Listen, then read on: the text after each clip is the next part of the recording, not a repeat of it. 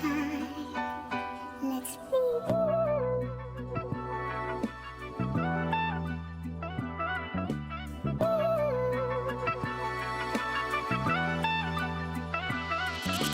Cobra.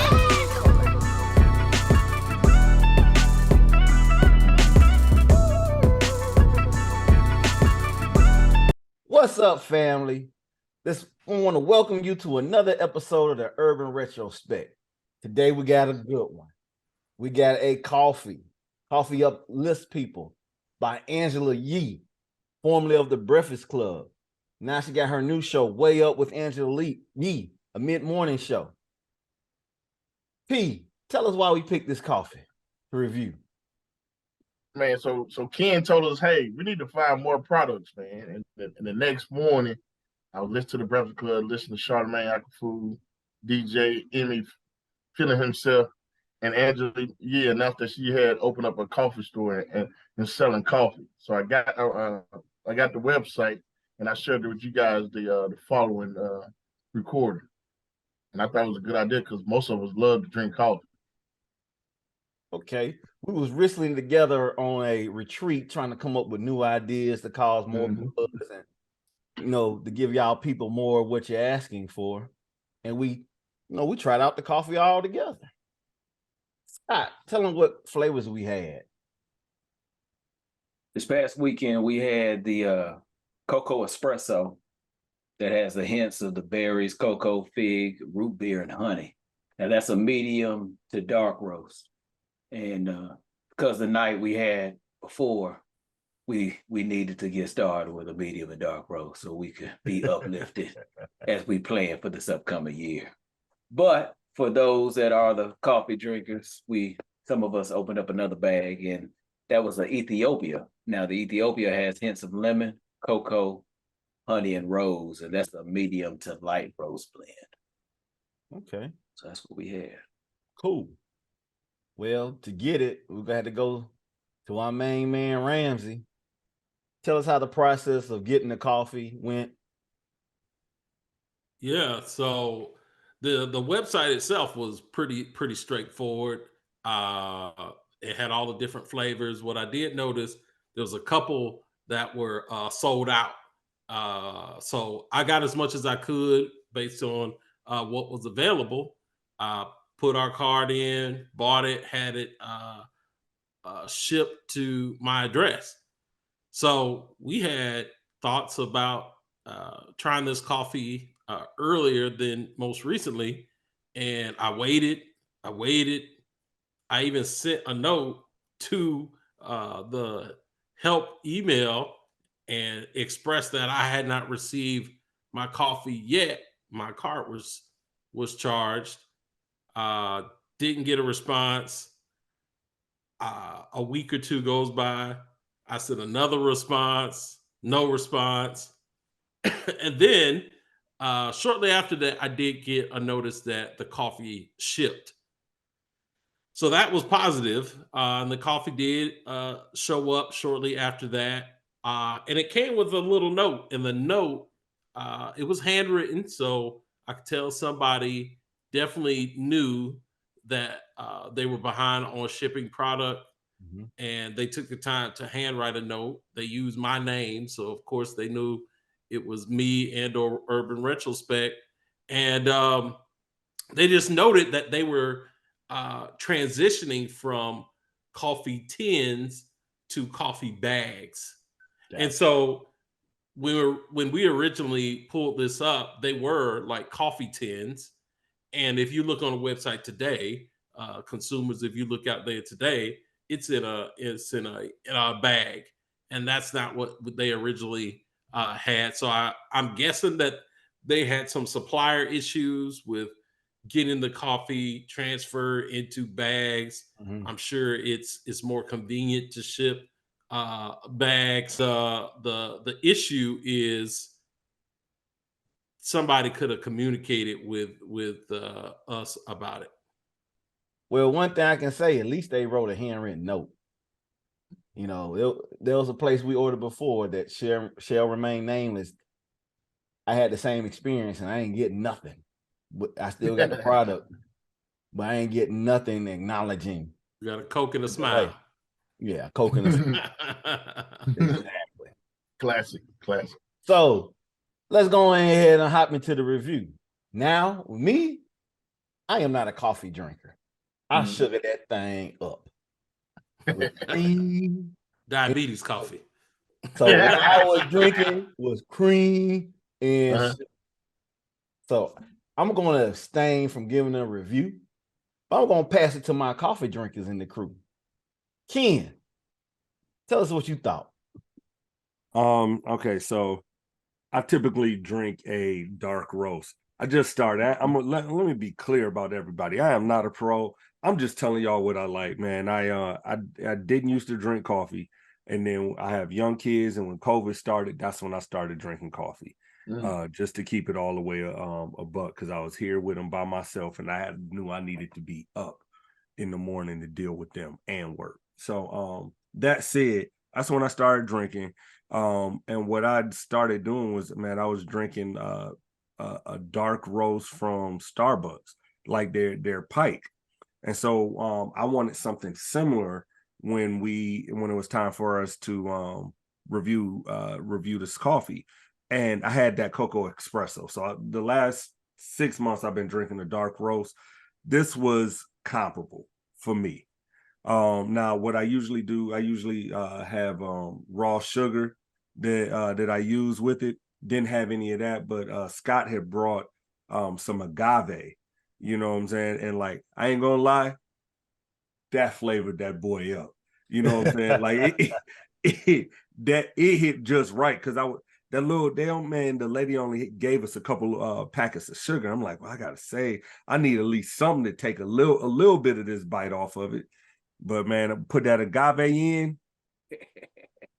That boy went hard. Now I will say this: I actually had I had the Ethiopia. I had been drinking the blind at Starbucks too. I like the blind over the Ethiopia. The Ethiopia was cool, but to get over that hump, we put that Creamalicious. You know what I'm saying? So we if y'all recall, we reviewed Creamalicious ice cream in a previous season where they have a creamer, y'all. So, you know, I ain't gonna hog up all the time. The rest of the fellas can tell y'all about that, but you know what I'm saying? Decent product all in all. So P, tell us what you thought about the coffee. Yeah. All right. So the first one we shared was the Cocoa Espresso. That was my favorite, man, because I like a dark, robust flavor. The Ethiopian blend, that was okay. Like Ian said, the agave was the Scott brought. It gave it a little more flavor to it. But my favorite was the Ethiopian. My favorite was the Cocoa Espresso. Okay, cool. Sure. Right. Ramsey, what you thought about the coffee? Now, Ramsey is the expert coffee drinker in the group. No, I wouldn't call myself an expert, but I was pleasantly surprised by both roasts. I like an espresso esque taste of the first one, the darker roast, but I also enjoyed the light roast. I actually started. It was good to start with the darker roast for me. I don't like a lot in my coffee, just half and half, no sugar. Light cream, really. So I can taste the nuances of the coffee. I like to actually taste the coffee before I add the half and half, and both really were very flavorful. You know, coffee really is a fruit, so that roasting process, that grind brings out those flavors that are intended, right? So coffee uplifts people. Cup, I felt like drinking that coffee was very smooth. Didn't have any kind of stringent kind of taste. So you know when you get bad coffee, you taste it. Oh It yeah. tastes kind of bitter, Yeah. and you can't put enough sugar and cream in there to The cover it truck up. stop coffee. You like But truck stop coffee? really, right, really, both could be consumed without anything. But once you add those enhancements that people are accustomed to in coffee, it just brought it to another level. And for me, I've got to say, if they had a Starbucks or cup store, I might Yeah. stop by cup store versus a Starbucks. That's how good I felt the coffee was. Yeah. Consuming it. So you think she should open a franchise in Nashville? Man, Holla at it us. I'm We know telling some you, people. that's an idea. It's good coffee. Hey, listen, Angela Yee, bad shipping, good coffee. Don't get it delivered. Just go to the stove, Ramsey. Right, go to the stove. Go to Two the stove. W's. All right, last but not least, we got Scott Jones. Tell us what you thought. Well, I was in a former life the black barista downtown. Okay. Right. The first. Yeah, you're right. So I've made my fair share of coffee and espresso drinks. Matter of fact, when I do visit the Starbucks or any of these coffee shops, I'm a big fan of any of the more so the cappuccinos, and the more so cappuccino over a latte, because a latte has not a latte, but a cappuccino has more espresso, whereas the latte has more milk. So when we were looking at these options for coffee uplifts people, and we were trying to select what flavors we wanted, I already knew I'm a dark roast fan like Ken is, but when they had an espresso option, cocoa espresso option, I definitely wanted to go for that. So that was the one I actually ordered. But I've been spoiled these last several years since the K cups have been out, and I've been making my coffee utilizing the K cups. Well, we didn't have K cup maker when we were down here, so we had the coffee pot. So I looked to Simply P to make sure we had the proper measurements and the quantity, because you can mess up the flavor if we don't. Oh yeah. Not made properly, or if you have more coffee than you need, or you have more water than you need. So one of the main reasons why I think the coffee was as good as it was, because Perrin knew the measurements and the appropriate measurements to put in there. So we mentioned the Creamalicious. That Creamalicious was called the Uncle Charles Brown Sugar. So I already missed my Uncle Charles, y'all, because somebody already took that cream. I want that back, but I had to throw that in real quick. But I had the Agave along with the Creamalicious, and it was off the chain. I'll be honest with you, since I've been back, I've had the coffee uplifts people. Bam, that's the bag. Yeah. Not really much left, but this is the bag we started on. This one I'm still utilizing, but yeah. I'm a fan. It's the flavor is great. I mentioned that it has the berries, the cocoa, the fig, the root beer, and the honey in it. Definitely some nice robust flavors, but I'll definitely order it again. And now we did drink the Ethiopia. Ethiopia is pretty good, but again, I'm a dark coffee fan, so I think I had maybe about 3 cups of this past week. I've had one every single day since we've been back. So that's my coffee story, and I'm sticking to it. Okay, cool. Dope. So hey, but also, so Scott, with us, what you call it, us grinding the coffee, did that make it a fresher taste to it? What do you think, Ram? We grinded it. So like I said, that's a great point, Pete, is that we had whole beans. So a lot of coffee that we consume is already ground. Yep. And so I do think you get a slightly refreshed flavor profile when you do that. I'm not gonna pretend like I know the huge difference, but think about, you had this fruit that you freshly sliced seconds before you consumed it, versus something that was sliced at the factory, put in a bag, and shipped to you. So I do think that made a difference. In fact, I'm like, man, maybe I should do more of that.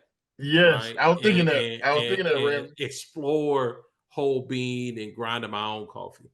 Hey man, let me tell you something, Ramsey. That stuff get old quick. Like you got to really be in. Like, and maybe you'll get into it. Saturdays. Oh, Right? okay, Not when I try to get out. Yeah. Yeah, not on a weekday trying to get kids out the door. Yeah, No, give me that. You that tried it, K-cup. Ken? You was on that? Yeah, we got a grinder upstairs, man. My wife got everything in this damn house, man, and she don't use it either. But Man, also too, I heard the that. cleaning We is got a hard. cold press machine. We got a daggum a Vitamix blender. Man, we got some of everything in here. And you know what she uses? Not nothing of it. That old Keurig. Nice and simple. You know what I'm saying? No. Yeah. But let me add this to it though. One thing about the coffee bean, you know what you're getting, because a lot of times you get a grind up coffee, they might have fillers in it, and you don't know what you're drinking unless you read the back of the bag. So that's a good point. We not. Yeah, that's that super cheap. Folgers, you know what I'm saying? Yeah. But I wanted to add. So I told you I've been making it since I've been here, but I also told you I've been spoiled by the Keurig. So that's what I just got up to grab. But I actually grind it and then I pour my coffee in this. And just so I don't have all the stuff up in it, I actually pour it in one of these little white filters. This is one that I already had some in. Okay. So I put that in. But what's crazy, Keurig, they were like, hey, this is not what is a Keurig coffee maker. So I had to give them a little something and put it on top. And turn it into a Keurig coffee maker. This little Jimmy rigged the coffee maker. I know, man. Right. Hey, no, black folks, that's what we good for. Right. But I'm still getting uplifted. All right, fellas. Yeah. So now we come to that time. I want to see everybody put your fist up or keep them down. On the count of 3. 3, 2, 1. There we go, Angela Yee. I guess we're gonna wake up to your coffee. In a show. Yeah. Well, if you waking up to her show, you done had a hard night, brother. Oh yeah, that's very good point. Good point. That's true. Yeah. Well, I want to thank everybody for watching this episode. Come check us out. We got more content coming through soon. Yes, sir. And like we always do, love, peace, and retrospect. Retrospect. Play the music, DJ!